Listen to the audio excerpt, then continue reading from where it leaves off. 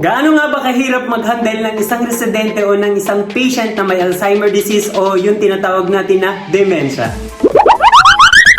Isa pong paalala, hindi po ako nurse o hindi po ako doktor. Yan po ay natutunan ko lamang dito sa pag-aaral ko sa New Zealand. Wow. Yan ang tatalakayin natin for today's video. At kung gusto mong malaman, panoorin mo ang video na to. At kung bago ka lang sa video, don't forget to follow my page, like, and share. Una po sa lahat, magkaiba po ang stage ng dementia versus ng Alzheimer's disease. Alam ko nagtatanong ka sa isip mo, ano nga ba ang pagkakaiba ng Alzheimer's disease versus ang dementia? Alam niyo po ba ang pagkakaiba ng dalawa ay ang Alzheimer's disease po? Alzheimer's disease is the most common cause of dementia.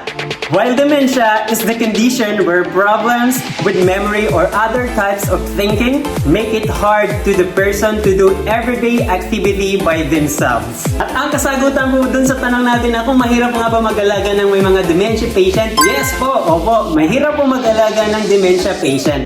Alam niyo ba kapag nag-handle kayo ng isang residente na may dementia ay medyo napakahirap dahil para kayo nag-aalaga ng isang baby.